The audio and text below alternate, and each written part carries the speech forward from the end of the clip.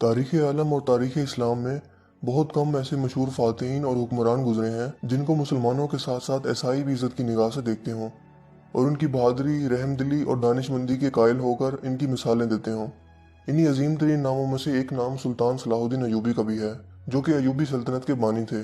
ان کا پورا نام سلطان صلاح الدین یوسف بن ایوب ہے اور وہ 1138 عیسوی میں موجودہ عراق کے شہر تکریت میں پیدا ہوئے۔ ان کی قیادت میں ایوبی سلطنت نے مصر، شام، یمن، عراق، حجاز اور دیار بکر پر حکومت کی۔ سلطان صلاح الدین ایوبی کو فاتح بیت المقدس بھی کہا جاتا ہے، جنہوں نے 1187 عیسوی میں یورپ کی متحدہ افواج کو عبرتناک شکست دے کر قبلہ اول بیت المقدس کا قبضہ چھڑوایا تھا۔ سلطان صلاح الدین ایوبی نسلاً کرد تھے اور 1138 عیسوی میں کردستان کے اس حصے میں پیدا ہوئے جو اب عراق میں شامل ہے۔ شروع میں وہ سلطان نور الدین زنگی کے ہاں ایک فوجی افسر تھے، جبکہ مصر کو فتح کرنے کے لیے شیر کو کی قیادت میں، جو کہ سلطان صلاح الدین ایوبی کے چچا بھی تھے، مصر پر حملہ کیا گیا۔ اس میں سلطان صلاح الدین ایوبی بھی شامل تھے۔ لہٰذا مصر کی فتح کے بعد 1171 عیسوی میں انہیں مصر کا حاکم مقرر کر دیا گیا۔ اسی عرصہ کے دوران انہوں نے یمن کو بھی فتح کر لیا۔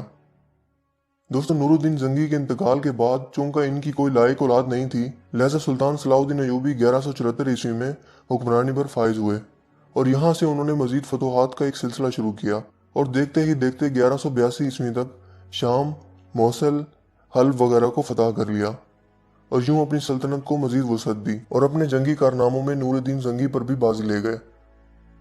سلطان صلاح الدین ایوبی میں جہاد کا جذبہ کوٹ کوٹ کر بھرا ہوا تھا اور بیت المقدس کی فتح ان کی زندگی کی سب سے بڑی خواہش تھی۔ اس دور حکومت میں صلیبی بادشاہ اور جنرل رونالڈ کے ساتھ 4 سالہ معاہدہ صلح ہو چکا تھا، جس کے مطابق دونوں یعنی مسلمان اور صلیبی ایک دوسرے کی ممکنہ مدد کرنے کے پابند تھے۔ مگر یہ معاہدہ محض رسمی اور کاغذی ثابت ہوا، کیونکہ صلیبی افواج مسلسل اپنی اشتعال انگیزیوں، قتل و غارت اور لوٹ مار میں مصروف تھیں، یہاں تک کہ مسلمانوں کے قافلوں کو باقاعدہ لوٹ رہے تھے۔ مگر حد اس وقت ہو گئی جب 1186 عیسوی میں صلیبی بادشاہ رونالڈ نے باقی بہت سے عیسائی امراء کے ہمراہ مدینہ منورہ پر حملہ کی غرض سے حجاز مقدس پر حملہ آور ہوا، مگر سلطان صلاح الدین ایوبی کو اس کی خبر ہو گئی، لہٰذا انہوں نے فوراً رونالڈ کا تعاقب کیا اور اسے حطیم میں جا لیا۔ لہٰذا یہاں ایک گھمسان کی جنگ ہوئی جس میں 30,000 عیسائی ہلاک ہو گئے اور اتنے ہی عیسائیوں کو قیدی بھی بنا لیا گیا، کیونکہ اس موقع پر سلطان صلاح الدین ایوبی نے جنگی سوجھ بوجھ اور عقل مندی کا مظاہرہ کرتے ہوئے ایک آتش گیر مادہ زمین پر ڈلوا دیا تھا، جس سے زمین پر آگ بھڑک اٹھی تھی، جس نے صلیبیوں کی کمر توڑ کر رکھ دی۔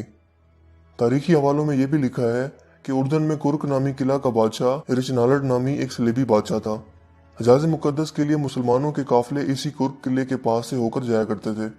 رچنالڈ نے ایک مرتبہ مسلمانوں کے حاجیوں کے قافلوں کو لوٹ لیا اور بڑے غرور میں بولا کہ بلاؤ اپنے محمد کو کہ وہ تمہیں بچا لے، اور یہ کہہ کر اس نے تمام حاجیوں کو وہی موقع پر ہی ذبح کر دیا۔ دوستو، یہ خبر جب سلطان صلاح الدین ایوبی تک پہنچی تو وہ غصے سے تلملا اٹھے اور اس موقع پر قسم اٹھا لی کہ جب تک میں ظالم کو اپنے ہاتھوں سے قتل نہیں کروں گا تب تک چین کی نیند نہیں سوؤں گا۔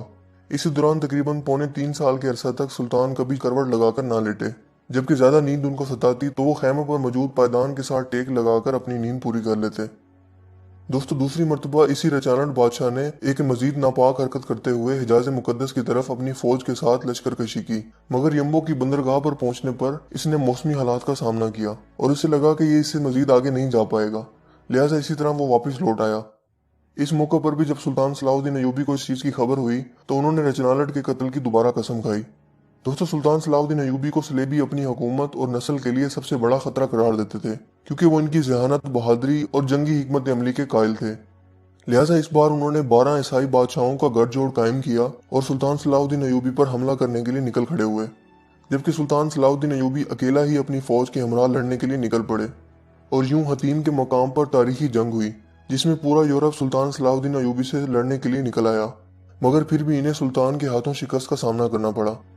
لہٰذا جنگ میں ہارنے کے بعد جب عیسائیوں کے یہ 12 بادشاہ سلطان صلاح الدین ایوبی کے خیمے میں بھیجے گئے تو پیاس کی شدت سے سبھی بادشاہوں کا برا حال تھا۔ سلطان صلاح الدین ایوبی نے سبھی کو پانی پیش کیا سوائے رچنالڈ کے، لہٰذا یروشلم کے بادشاہ ہامفرے نے اپنا پانی بچا کر رچنالڈ کو پیش کیا۔ اس موقع پر سلطان نے ہامفرے کو کہا کہ یہ پانی اسے تم دے رہے ہو، میں نہیں دے رہا، کیونکہ اسلام میں اگر آپ کسی کو پانی پلا دیتے ہیں تو اسے امن کی علامت سمجھا جاتا ہے، پھر آپ اس شخص پر ہاتھ نہیں اٹھا سکتے۔ اس موقع پر سلطان صلاح الدین ایوبی نے رچنالڈ کو اسلام کی دعوت بھی دی، مگر اس نے انکار کر دیا اس کے بعد سلطان صلاح الدین ایوبی نے کہا کہ میں نے تیرے قتل کی 2 مرتبہ قسم کھائی تھی، ایک مرتبہ جب تم نے لشکر حجاز مقدس پر حملہ کیا، اور دوسری مرتبہ جب تم نے حاجیوں کے قافلوں کو لوٹا تھا اور کہا تھا کہ بلاؤ اپنے محمد کو کہ وہ تمہیں بچا لے۔ لہٰذا میں نے ان دونوں موقعوں پر قسم کھائی تھی کہ میں تجھے اپنے ہاتھوں سے قتل کروں گا، اور آج حضرت محمد صلی اللہ علیہ وآلہ وسلم کا ادنا سا خادم اس فریضہ کو سر انجام دینے لگا ہے۔ جس کے بعد سلطان نے اپنی تلوار اٹھائی اور رچنالٹ کی گردن کاٹ دی، مگر گردن پوری طرح نہ کٹی اور ایک جانب کو لٹک گئی۔ یہ منظر دیکھنے کے بعد وہاں موجود تمام بادشاہوں پر کپکپی طاری ہو گئی۔ دوستو، اس جنگ کے بعد اسلامی افواج عیسائیوں کے علاقوں پر چھا گئیں۔ حطیم کی فتح کے بعد سلطان صلاح الدین ایوبی بیت المقدس کی فتح کے لیے نکل کھڑے ہوئے، اور ایک ہفتے کی مسلسل خون ریزی کے بعد آخرکار عیسائیوں نے ہتھیار ڈال دیے اور رحم کی درخواست کی۔ یوں بیت المقدس پورے 91 سال بعد دوبارہ مسلمانوں کے قبضے میں آ گیا، اور تمام فلسطین سے مسیحی حکومت کا مکمل خاتمہ ہو گیا۔ بیت المقدس کی فتح سلطان صلاح الدین ایوبی کی سب سے بڑی خواہش تھی، اور ان کا سب سے بڑا کارنامہ بھی تھا۔ انہوں نے مسجد اقصی میں داخل ہو کر نور الدین زنگی کا تیار کردہ ممبر اپنے ہاتھ سے مسجد میں رکھا۔ اس طرح نور الدین زنگی کی خواہش سلطان کے ہاتھوں پوری ہوئی۔ سلطان صلاح الدین ایوبی نے بیت المقدس میں داخل ہو کر وہ مظالم نہیں کیے جو اس شہر پر قبضے کے بعد عیسائی افواج نے کیے تھے۔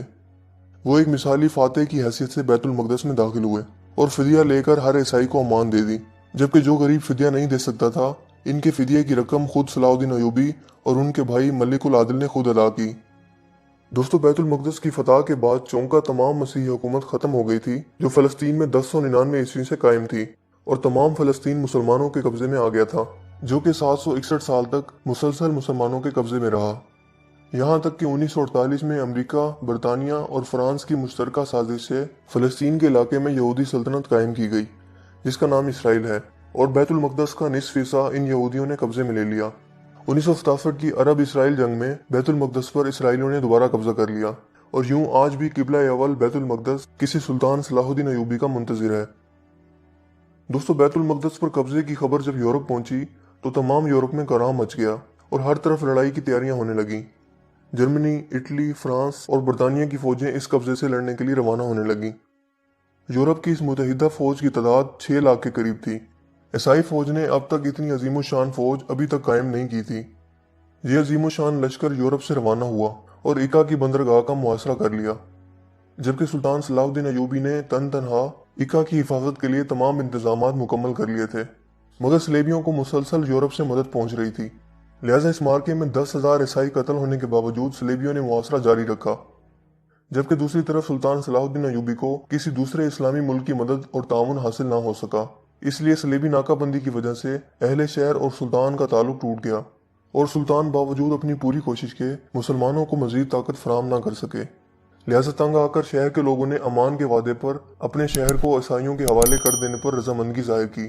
فریقین کے درمیان معاہدہ طے ہوا جس کے مطابق مسلمانوں نے 2 لاکھ اشرفیاں فدیہ جنگ ادا کرنے کا وعدہ کیا، اور صلیب اعظم اور 500 عیسائی قیدیوں کی واپسی پر مسلمانوں نے ہتھیار ڈال دیے۔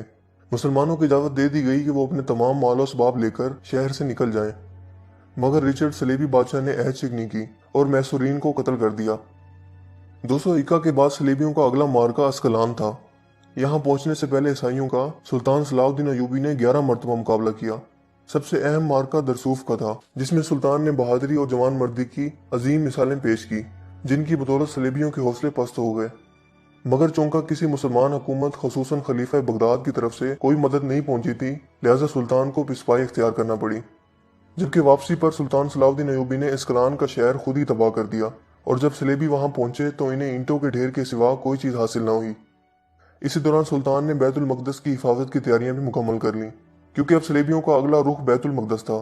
یوں سلطان نے اپنی مختصر فوج کے ساتھ اس قدر عظیم لشکر کا جوان مردی سے مقابلہ کیا، اور اتنی بہادری اور دانش مندی سے لڑے کہ صلیبیوں کو فتح کی کوئی امید نہ رہی، لہٰذا وہ صلح کی درخواست کرنے لگے۔ یوں فریقین میں صلح کا معاہدہ ہوا، جس کے مطابق معاہدے کی 3 شرطیں رکھی گئیں۔ نمبر 1، بیت المقدس مسلسل مسلمانوں کے قبضے میں رہے گا۔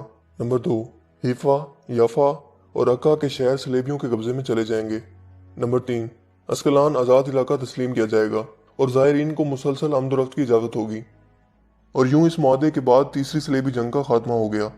اس جنگ میں صلیبیوں کو سوائے ایک شہر اکا کے علاوہ کچھ بھی حاصل نہ ہوا، اور وہ ناکام واپس لوٹ گئے۔ सलेबियों से तीसरी जंग अजीम में सुल्तान सलाहुद्दीन अयूबी ने साबित कर दिया कि वो दुनिया का सबसे ताकतवर तरीन हुक्मरान है, जबकि बैतुल मक़दस की फतह के बाद इसने तमाम ईसाई ज़ायरीन के लिए बैतुल मक़दस को खोल दिया। यूं ज़ायरीन का एक हजूम बैतुल मक़दस पर उमड़ पड़ा। लिहाजा सूरत हाल को देखते हुए खलीफा वक्त ने सुल्तान सलाहुद्दीन अयूबी को मशवरा दिया कि पूरी दुनिया से आने वाले ज़ायरीन का एक तरीकाकार वाज़े किया जाए और चंद ही लोगों को यहाँ आने की इजाज़त दी जाए। जबकि इसके जवाब में सुल्तान सलाहुद्दीन अयूबी ने जवाब दिया कि लोग पूरी दुनिया से कई सौ मील का फासला तय करके यहाँ ज़ियारत के लिए आते हैं, लिहाजा उन्हें इस मुकद्दस जगह की ज़ियारत से रोकना उनसे नाइंसाफ़ी होगी। दोस्तों, सुल्तान सलाहुद्दीन अयूबी एक ऐसा अजीम हुक्मरान था जो मैदान जंग में कहर बर्पा करने वाला एक बहादुर जंगजू तो था ही, लेकिन एक रहमदिल इंसान भी था। सुल्तान सलाहुद्दीन नमाज पंजगाना का पाबंद और नफली इबादत गुजार था। इसने कभी कोई नमाज ना छोड़ी थी और ना ही कज़ा की थी। इनके साथ हमेशा एक इमाम मौजूद होते थे, और अगर कोई इमाम मौजूद ना होता तो ये किसी आलिम दीन के पीछे नमाज अदा कर लेते थे जो वहां पर मौजूद होता। सुल्तान सलाहुद्दीन ने सारी जिंदगी जो कुछ भी कमाया इसका बेशतर हिस्सा सदके और खैरात में खर्च कर दिया, और कभी वो इतनी दौलत जमा ना कर पाए कि वो ज़कात अदा कर पाते। उनकी एक बहुत बड़ी ख्वाहिश थी कि वो हज का फरीज़ा अदा कर सकें, मगर वो जहाद में इस हद तक मसरूफ़ रहे और ना ही इतनी रकम जमा कर सके कि वो हज का फरीज़ा अदा कर सकें। लिहाजा यही ख्वाहिश लेकर वो इंतकाल कर गए। दोस्तों, एक अजीम हुक्मरान बनने के लिए एक इंसान को हिम्मत वाला, असूलों का पाबंद, मजबूत इरादों वाला, मगर इंसाफ और रहम करने वाला होना चाहिए। सुल्तान सलाहुद्दीन हर पीर और जुमेरात को एक इजलास मुनक्किद किया करते थे, जिसमें बैठकर वो आम आवाम की फरियाद सुना करते थे। इस महफिल में कानूनदान, काजी साहिबान और आलम दीन भी शिरकत करते थे। उन्होंने अपनी पूरी जिंदगी में कभी भी किसी की मदद करने में कोई कोताही न बरती और ना ही कभी किसी से बदकलामी की, ना कभी किसी मुसलमान के खिलाफ अपने कलम को इस्तेमाल किया। वो इतने ज्यादा रहम दिल थे कि जब अंग्रेजों का बादशाह शेर दिल रिचर्ड, जो सलाहुद्दीन अयूबी का अजली दुश्मन था, बीमार पड़ा तो सुल्तान सलाहुद्दीन अयूबी ने इसकी तबीयत मालूम की और साथ ही फलों का तोहफा भी दे भेजा। वो सलेबी जो भूख और गुर्बत के सताए हुए थे, वो एक दुश्मन की ये आला ज़र्फी देखकर दंग रह गए। लिहाजा यही वजह थी कि ईसाई उनकी बहादुरी और रहमदिली की बिना पर आज तक उनको याद रखते हैं। सुल्तान ने 57 साल की उम्र में वफात पाई और इनके इंतकाल के वक्त इनकी जायदाद की कुल कीमत सिर्फ 47 दिरहम और 1 दिनार थी, और उन्होंने अपनी नस्लों के लिए कोई दौलत के अंबार या असासा ना छोड़ा। इनकी वफात के वक्त इनका कुल असासा एक घोड़ा, एक तलवार, एक ज़िरा, 1 दिनार और सिर्फ 36 दिरहम थे। ये इतनी रकम थी कि सुल्तान सलाहुद्दीन अयूबी की तदफीन भी इन पैसों में नहीं हो सकती थी। लिहाजा खलीफा वक्त ने इनकी तदफीन के अखराजात बर्दाश्त किए। सुल्तान ने सारी जिंदगी अपने लिए कोई घर ना बनाया, क्योंकि वो खैमे में सिपाहियों के साथ ही सो जाया करते थे और उन्हीं के साथ ही खाना खाया करते थे। उनके दोस्त अक्सर इनसे कहा करते थे कि आप अपने लिए भी कुछ बना लें, मगर सुल्तान सलाहुद्दीन अयूबी का जवाब हमेशा यही होता था कि दुनिया का माल दुनिया में ही रह जाएगा। मैं क्यों ना ऐसा माल बनाऊं जो मरने के बाद भी मेरे साथ जिंदा रहे और कब्र में भी मुझे जिंदा रखे और अपने रब के सामने मुझे सुरखरू कर दे। दोस्तों, सुल्तान सलाहुद्दीन अयूबी तारीख़ इंसानी के एक अजीम हुक्मरान थे, जिनकी ज़िंदगी से हमें बहुत कुछ सीखने की ज़रूरत है। वो इस्लामी तारीख़ के हीरो थे, जबकि हमारी नई नस्ल और रोशन ख्याल नस्ल इनकी ज़िंदगी के बारे में बहुत कम जानती है, क्योंकि आज उनकी माइंड प्रोग्रामिंग इस तरह से की गई है कि इनके हीरो सुपरमैन, बैटमैन या इस तरह के दूसरे कार्टून कैरेक्टर्स हो चुके हैं जो कि महज तस्वुराती हैं और हकीकी दुनिया में कोई वजूद नहीं रखते। और हमने अपनी इस्लामी तारीख़ के हीरोज़ की ज़िंदगी को फरामोश कर दिया है। उनकी ज़िंदगियों से सबक लेने की बजाय हमने वेस्टर्न कल्चर को फॉलो करना शुरू कर दिया है, और यही वजह है कि दोबारा अब तक कोई सुल्तान सलाहुद्दीन अयूबी नहीं आ सका। तारीख़ गवाह है कि जो कौम अपनी तारीख़ भुला देती है वो खुद भी सफ़े हस्ती से मिट जाती है। दोस्तों, मुझे उम्मीद है कि आज की हमारी ये वीडियो आपको काफ़ी इन्फॉर्मेटिव लगी होगी और पसंद आई होगी। अगर वीडियो आपको अच्छा लगा तो इसे लाइक कीजिए और दोस्तों के साथ शेयर कीजिए।